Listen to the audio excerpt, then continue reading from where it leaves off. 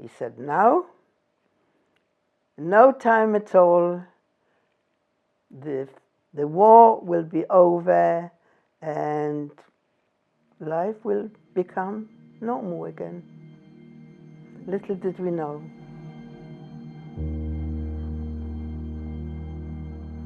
I was born in Poland, in a small town called Pabjanice, near a big town called Lodz. And when the war broke out, I was 12 years old.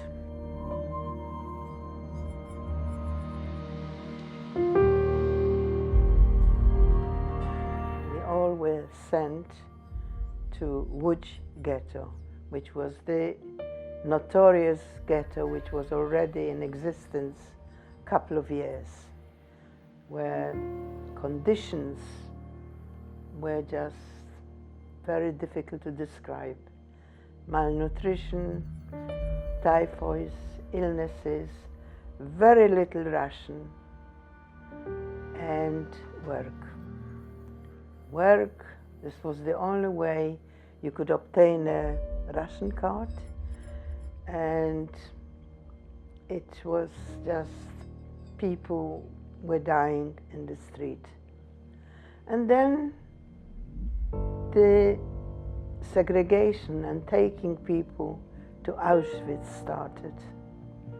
And it was like a transit ghetto, because people from Germany, people from Czechoslovakia, they were all sent to Lodz ghetto. They were told that they're going on a holiday. And ladies used to arrive beautifully attired with hats and handbags, thinking they're coming on holiday. And of course, little they know what awaits them.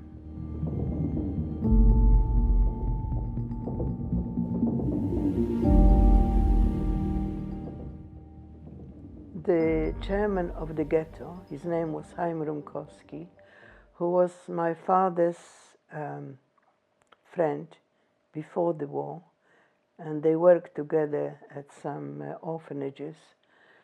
He said to my mother, I will try and help you as much as I can. And I must admit that thanks to him, by getting me, sending me to orphanage where I looked after children.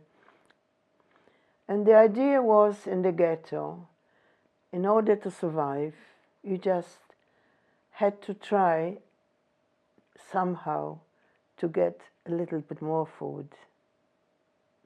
But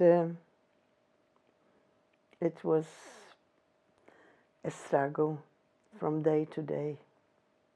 Our luck was that the Red Army, the Russian army, liberated Auschwitz, and they were coming very quickly towards Lodz.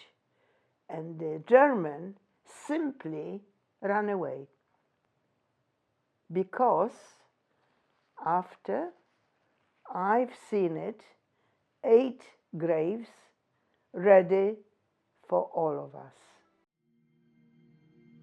on the Jewish cemetery.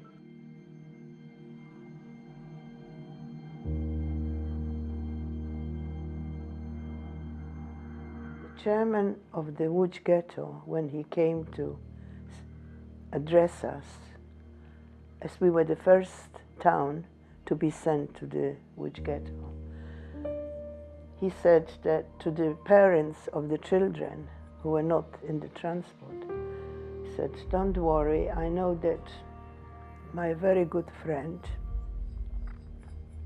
Matush volunteered to take all the children, and I know that he will take good care of them. And what happened to my father, I only learned after the war, that they were all taken in lorries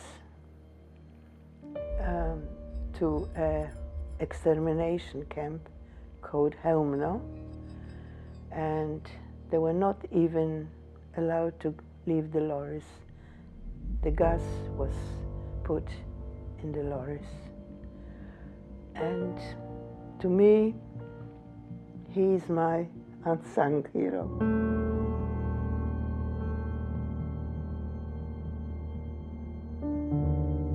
I feel that the present situation, when I hear this anti-Semitism is so ripe in various countries everywhere, I think it is important to remember what it can lead to. And the only way we can do this is by speaking to children, to be vigilant, not to be quiet, and as the motto said this year, stand together.